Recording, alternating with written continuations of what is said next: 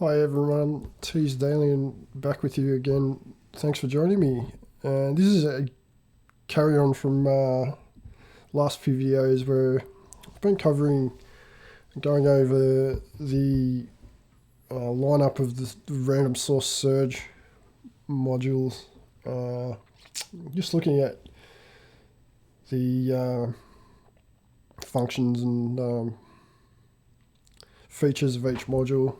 So today's video, we're going to have a dive into the Wave Multipliers, or the VCM as it's known as, voltage controlled wave multipliers. And this is another very interesting module in the Serge range for a number of reasons. It's some pretty legendary circuitry that's been highly lauded over the years, and we've seen quite a few different clones and licensed versions of this, or sections of this module crop up over the years. So we're going to take a look, and I'm going to break down the different sections and talk a little bit about each, the functions of each and what you can do with it. So hopefully there's some helpful info to take away. Guess I'll just describe the module before we dive into some audio examples and so on. But as you can see, it's made up of 3 different sections, and it's more or less 3 separate kind of modules or functions packed into this one module. And I guess it's probably unlike some of the last few modules we've looked at, and referring back to that concept of patch programmability that we'd looked at, this module probably isn't so much focused on that concept as some of the other modules, but the features of this module is that it is pretty much made up of 3 separate segments, or sub-modules if you like, and you can actually patch between them in very interesting ways. But not only that, you've got some very interesting in-out options with this particular module, and while it's probably not as flexible as far as functionality goes, and some of the to look at compared to some of the other modules, its ins and outs give it a lot of flexibility when it comes to feedback patching in particular, and mixing in general as well. But this module is very, very interesting when you come to the ideas of feedback patching, mainly because it's got multiple ins and outs in the different sections, and we'll get into that further as we break it down. But it's a wonderful playground for exploring feedback patching, and that's really what makes this particular module very interesting. And in my opinion, it's one of the essential Serge modules. I mean, this was the first module that I picked up out of the random source collection when they started re-releasing the Serge lineup. And as far as my system goes, this is the oldest of all of the modules I have in the case. It still surprises me to this day what sounds you can get out of this. So let's go and have a look at different sections, and we'll break down each function and cover some of the other interesting things you can do with what this module can do. So up in the top section, you can see here, it's more or less a VCA, but it has a very interesting addition to a typical VCA with this toggle switch here, which allows it to work in 2 different modes. Again, similar to the VCFQ filter, it's got a high and a low mode. And the standard sort of working mode for typical VCA use you would use in low mode. So looking at the ins and outs, we have along the top where this blue cable is patched at the moment is the main output. Underneath this with the green cable is the main input, audio input.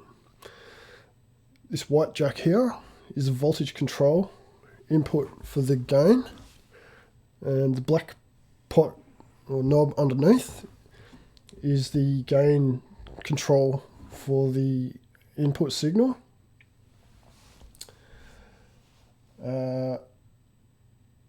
The blue pot here is the attenuation for the voltage control input. And then the black pot to the right hand side, top right, is overall gain control that you can use for the output. So you can control the output independently of the voltage control input also. So if you actually turn this gain pot right up, the voltage control becomes kind of redundant. You won't really sort of hear what that does because it will just be coming straight through the module. So that's pretty standard as far as VCA goes. When you toggle this up into high mode, it adds a sort of an analog kind of tube-like distortion to the signal at the output. If you've got sort of sharp signals like square waves or saws, for instance, going in, it sort of smooths them out and distorts the signal in a really nice, sort of pleasing, warm way. It gets very interesting. You can also patch, like audio rate signals into the voltage control input to get close to what you would consider a ring modulation type sounds. Well, you wouldn't get the full ring modulation effect. You'll notice the sidebands become present in the signal, as with a lot of audio rate modulation. So I guess we'll just have a quick listen. I've got a triangle patched from my NTO, or one of the NTOs coming into the input, and just the outputs coming from the output to the mixer. So if we turn this gain knob up, we can hear that level come up, and we'll see that now on the scope. This is just a plain triangle wave. Well, apparently it's not very triangular on the scope, but that's what it is apparently. So it's pretty standard. If we patch in a signal into the voltage control input, let's do that. I'm going to take I'll grab a cable that's not too long. So I'm going to come out of one of my slope generators, which I'll cover in another video, but you can hear that just rising and falling now, opening and closing the VCA. So I'm going to flick this into high mode so you can see what this distortion sounds like. So actually what happens, I'll take that back out. Just using this gain parameter, we can see that, the first side of the range up to 12 o'clock just increases the gain in a pretty standard way, and then if you keep going clockwise around to the right, you start increasing the gain, and you'll get into the distortion, which isn't quite apparent there, but might be more apparent once we connect voltage control, like so.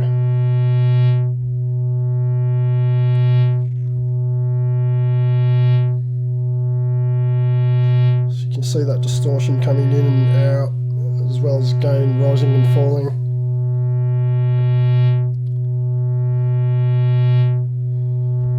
Turn that gain back down. We'll close fully.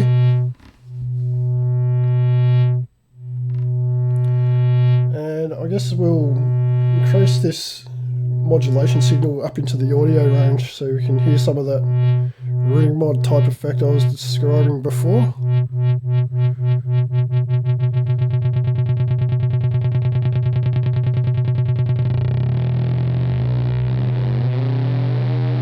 So now we're starting to hear the side bands crop up. But unlike full ring modulation, we're not losing the fundamental frequency, or frequencies I should say.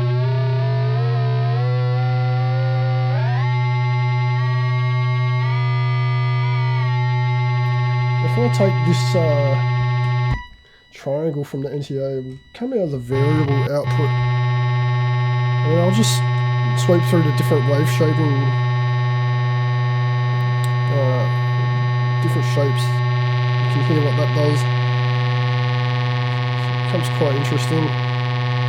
It's more of a sawtooth, then back to sine, and then down through the pulse waves.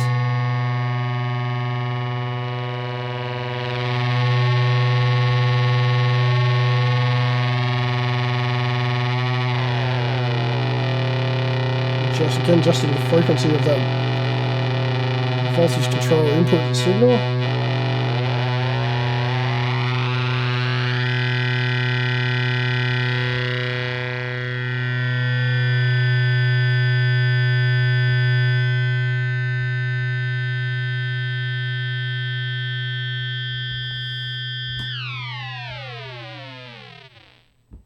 So you can tell, I guess, pretty interesting. So we'll try that back again in low mode, just without the distortion. So you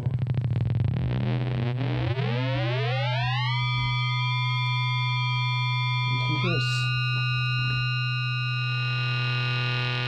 somewhat cleaner.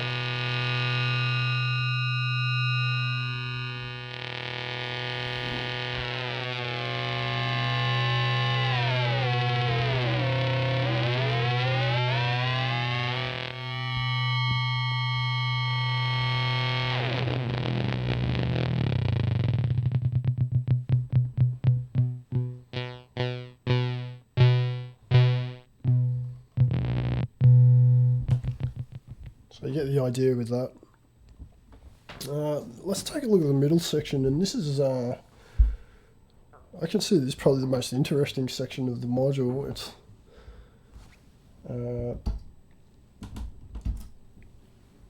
like I was saying earlier, this is a really lauded circuit. It's very, it's a very commonly found now within Eurorack implementation of a wave folder, which I guess I'll just describe before we look at the ins and outs and so on. But basically this is a type of a nonlinear distortion, and what it does is take the input or several inputs, and as you increase this fold amount here, this circuit, it tends to generate extra harmonic overtones in the signal by folding the waveforms back on itself. And I guess the best way to just sort of show this would be having a look on the scope. So we'll take that audio signal again from the variable output of the NTO, and then we'll just take this blue patch cord to the output again. So now we have something approximating a sine wave.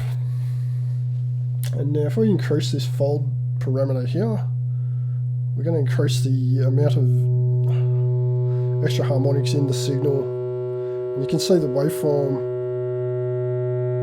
with the peaks and troughs folding back in on themselves to create this extra density and richness.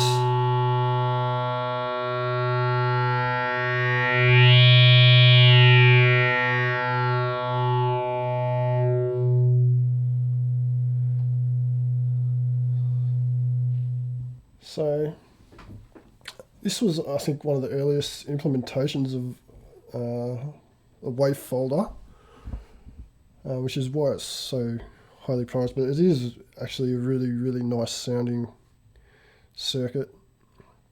I think Buchler also incorporated a wave folder in his, early modular systems, but they were built into his oscillators, and there was no way to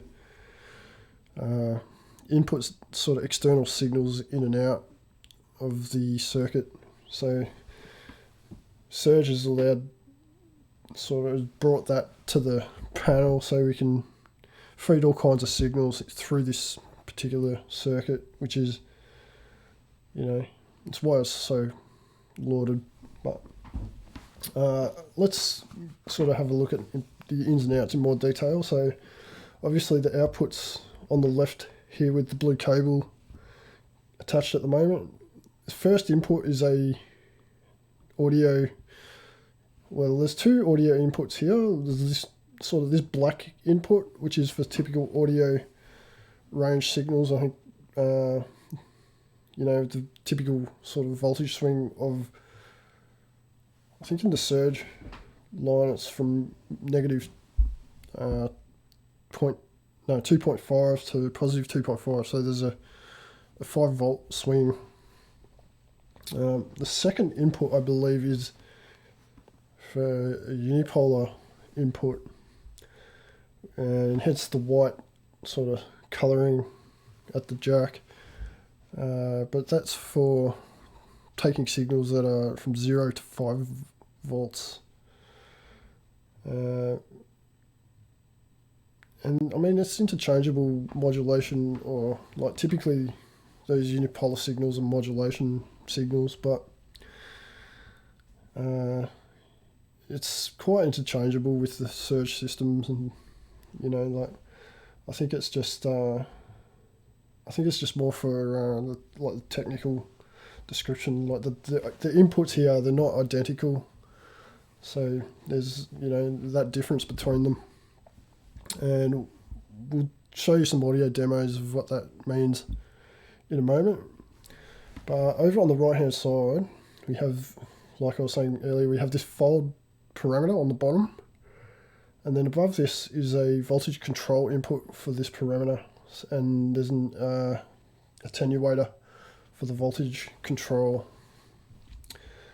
So effectively the section has 3 inputs. So you've got the 2 sort of main audio inputs, and then the voltage control input. But don't sort of be fooled into thinking that that's an inherent limitation on what you can feed into these inputs. It's always fun to abuse these kind of ins and outs with different signals. So explore experimenting with wave folding sub audio control voltages, for instance, for some pretty interesting sounds. So I guess I'll just demonstrate that. We'll take a sine wave straight from the NTO, and we'll take a slope generator output that we had before, and I'm going to feed that into this white second input here, and then take the output.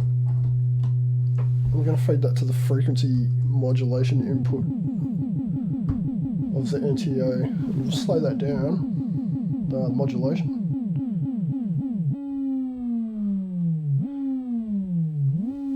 Now watch what happens when we increase the fold amount.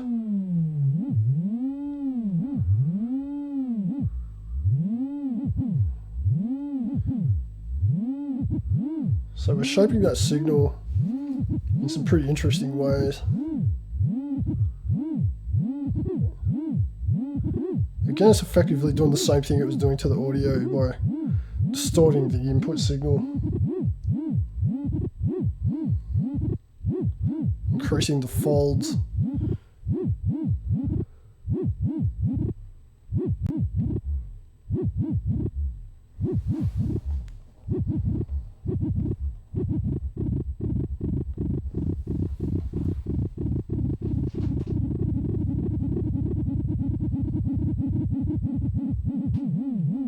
see what it sounds like if we just put that signal into the first input. So it's somewhat different, it's sort of working in a different range.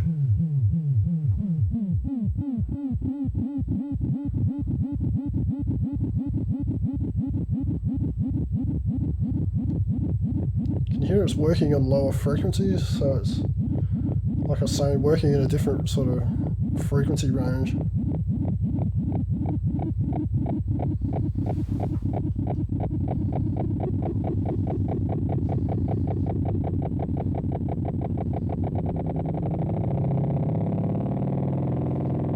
Just bring that up into the audible range.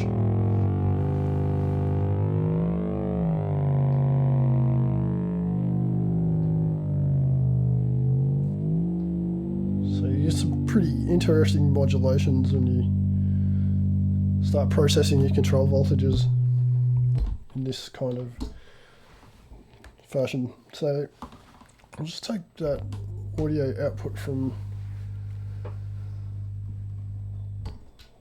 the wave folder again, and we'll put, what we'll do is we'll send an audio signal into the voltage control input this time, and then send a slow voltage control signal into the audio input. Increase the folds and the level of the audio signal.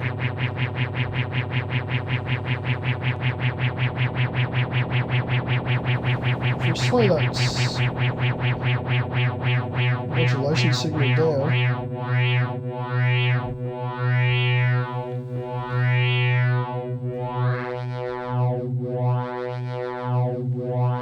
it's effectively, sorry people, I'll just straighten this up. This is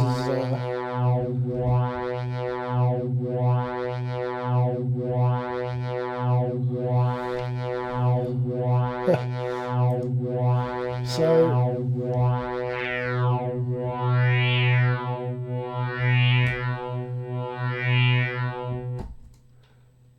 it's effectively working in a similar fashion to having the audio signal at the first input and the voltage control to the voltage control input. If we send this to the first, notice it's slightly different because it's operating in a different range, like a different voltage range.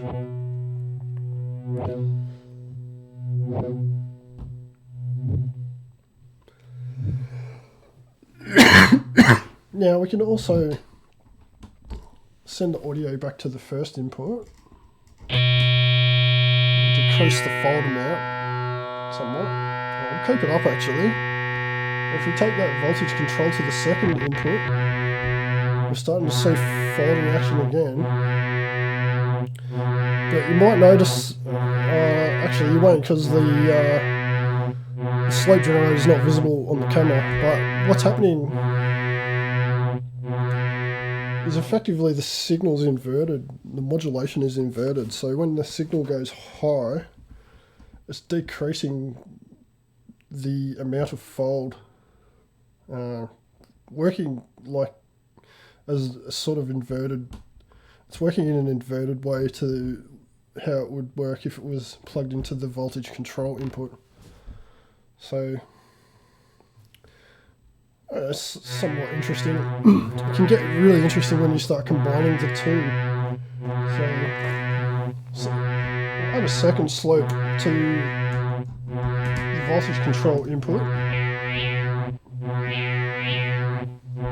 And you can hear the two control voltages just sort of playing and interweaving, competing against one another.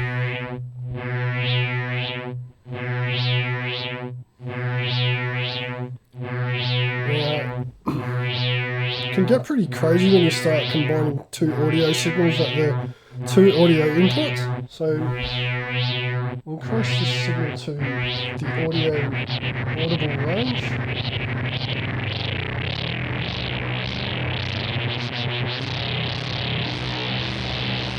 Pull the fold parameter back.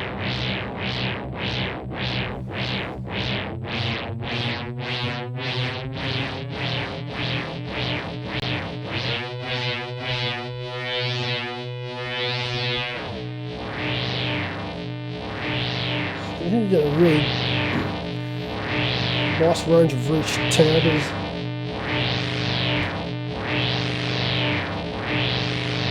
Try switching those around. You can see they're slightly different sounding.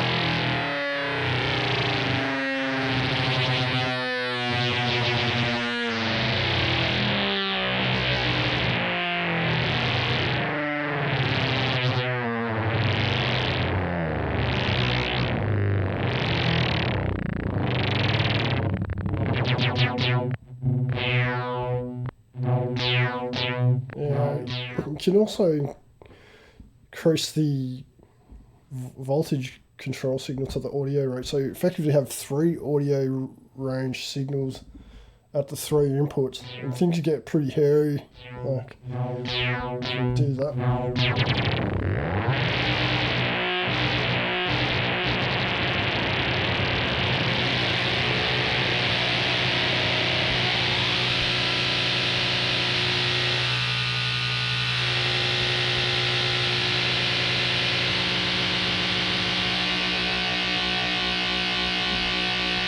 Change the wave shape and start saying the NTO.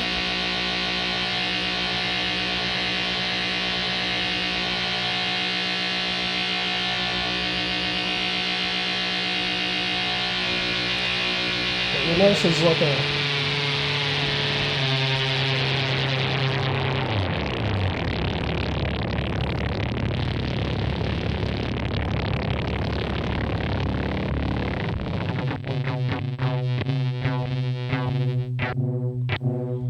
there's kind of a point of diminishing returns with this particular section where, like, effectively it works on simpler waveforms with not a lot of harmonic content, like sine waves and triangles, and you know, you can think of it as like it's like the opposite of a filter in some sense. Like with a filter, you put a harmonically rich signal in, and as you raise or decrease the cutoff frequency, you're going to filter out the harmonics and the overtones. But this is like kind of the opposite, where you put in a simple, simple waveform without a lot of harmonic content, like a sine or triangle. And as you increase the fold amount, you're going to add more harmonic complexity to the signal at the output. So, like I say, if you feed harmonically rich waveforms like saws or pulse waves into the wave folder, you're going to find that the fold amount is not going to be as noticeable, because the harmonics tend to already be there, and you're not going to be adding a great deal to what's already present. And I believe like this particular wave folder works on the odd harmonics, so it increases the level of the odd harmonics in the input signal, or creates odd harmonics in the input signal. I think that basically covers, majority of the middle section. So once again, I'm bumbling around and fucking everything up. So I really need a proper camera stand for this sort of thing. We'll leave that there. Sorry about that. Well, let's take a look at the bottom section. So this is another distortion circuit, a little bit different to the middle wave folder section. This is a rectifier, or full wave rectification circuit, and let's have a look at the ins and outs firstly before I go connecting up the signals. You can see here we've got 2 outputs here. There's a black one and a white one. So this processes audio and has a main audio at output 1, like a regular audio signal, which is defined with the black colouring, and then the second output with the white colouring is it's described as a squared off kind of distorted version of the signal. And having the white colouring, I think, indicates that it's supposedly working in the 0 to 5 volt range.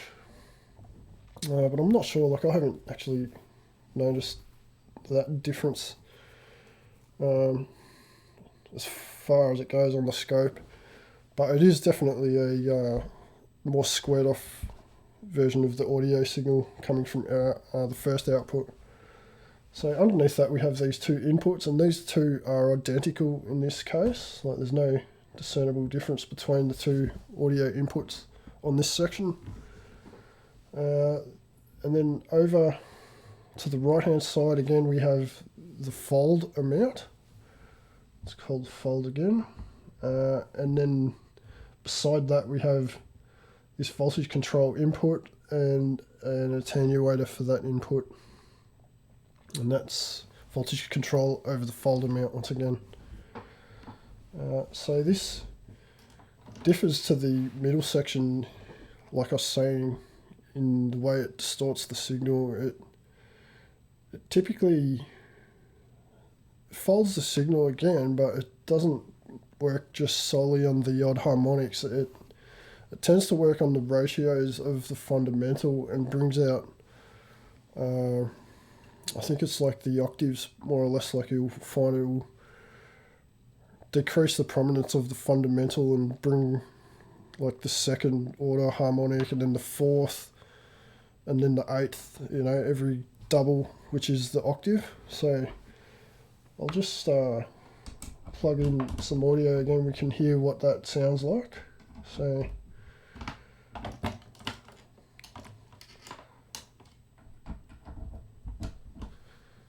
this is the variable output again. It's sort of supposedly close to a sine wave, and I'll just drop that attenuator all the way down. So if we increase the fold amount,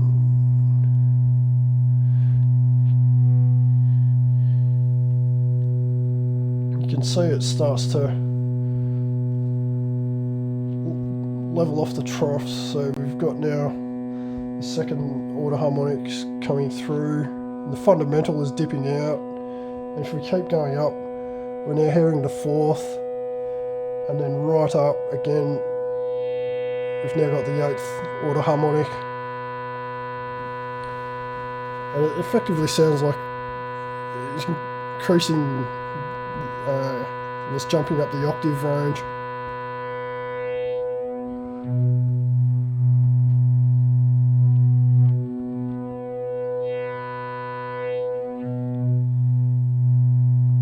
So while it's probably not as harmonically rich as the middle section, it's quite effective in, I guess, just working with the second order and the octave-based harmonics. It gets quite interesting when you start combining different audio rate signals at both inputs. So we'll plug this slope generator in again.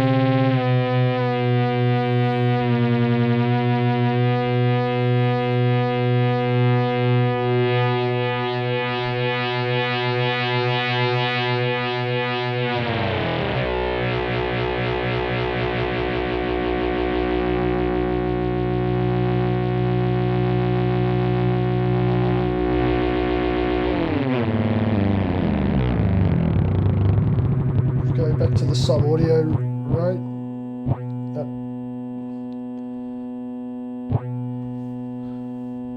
The second input we have a sub audio control voltage.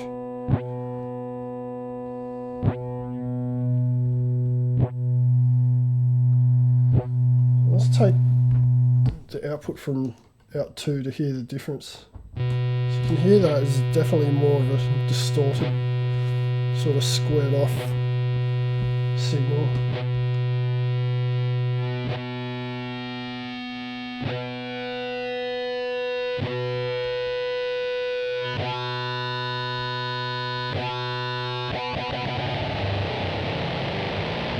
and increase that second input into the audible range.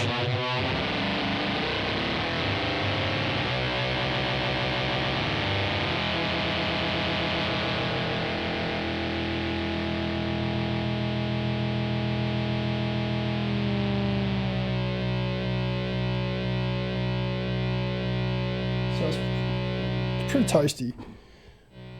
You also have voltage control.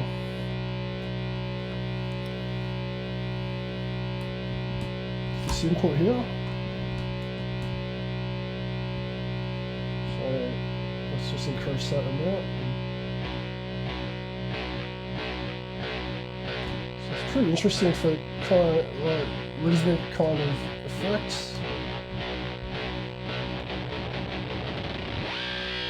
Back into the audible range.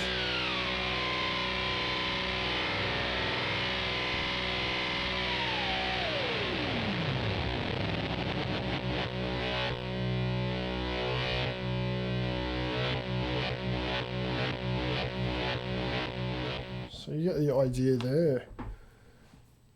Now, this section here is pretty interesting when you start feeding things back, and it actually, I guess just in general, like the whole module, the three different sections when combined with each other, you can get very interesting and rich characterful sounds, because the folding itself, like the distortion, is very much dynamically based, so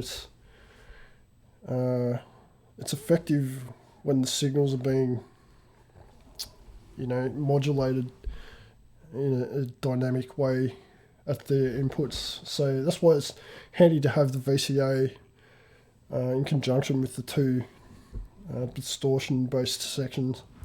So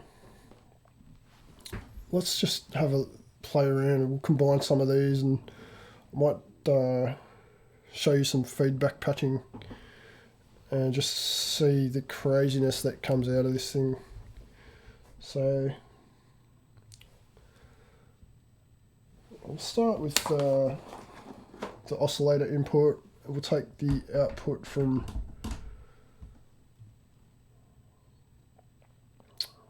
the bottom section through the VCA firstly, and then into the middle section, and we'll take the output from the middle section. So the output of the VCA to the inputs, and let's hear this.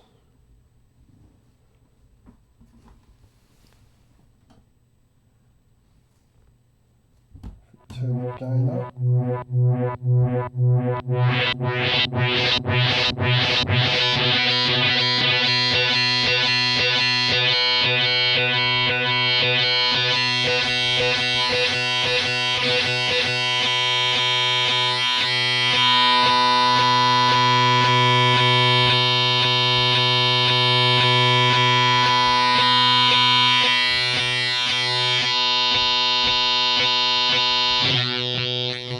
Changing the wave shape of the oscillator.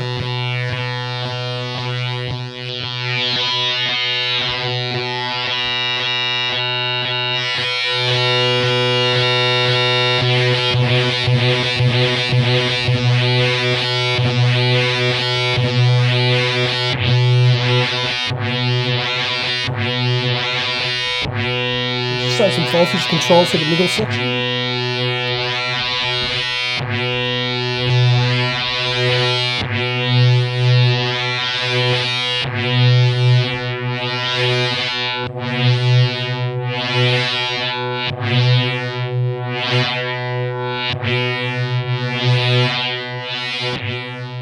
So you can get some really sharp, like razor-like sound qualities out of it.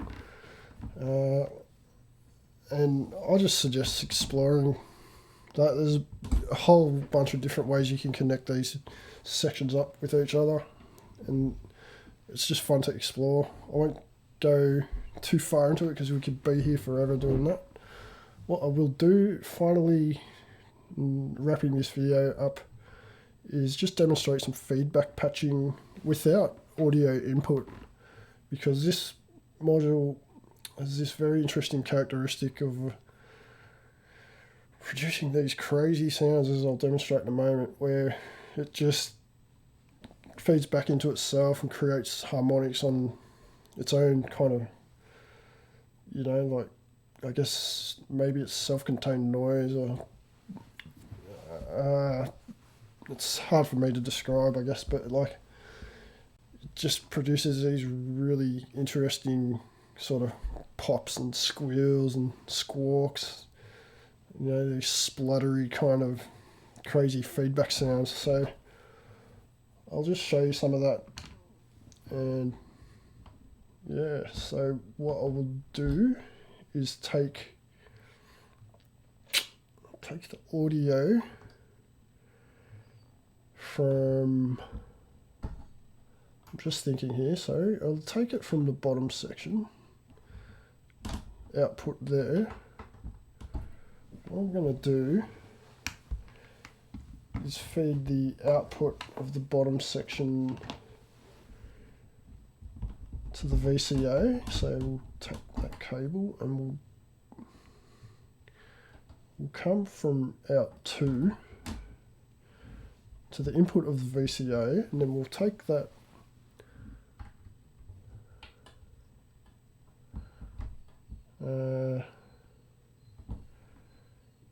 output of VCA back to the input on the bottom section. And we may hear something now. So we've got some modulation still being fed in from the slopes. And you can hear that self-oscillating, squeaking and popping.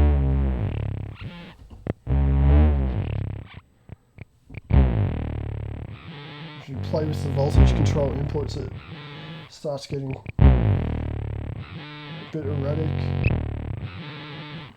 Increase the gain on the top section, and it starts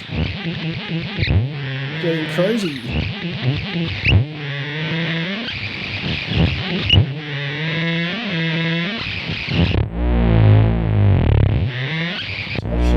Middle section's not actually patched up to do anything, so let's connect. Take another output from the first output of the rectifier to that input, and patch the middle section output back to the second input on the rectifier. So now it's getting pretty noisy.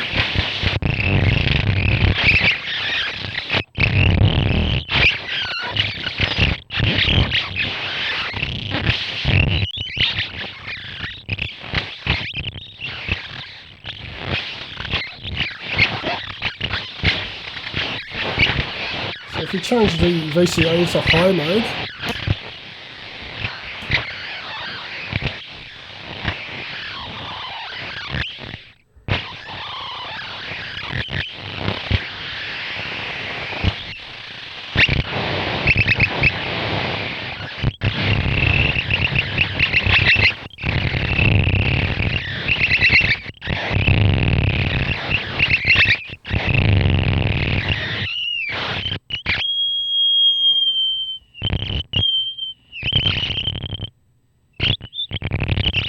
so it's pretty erratic, as you can tell.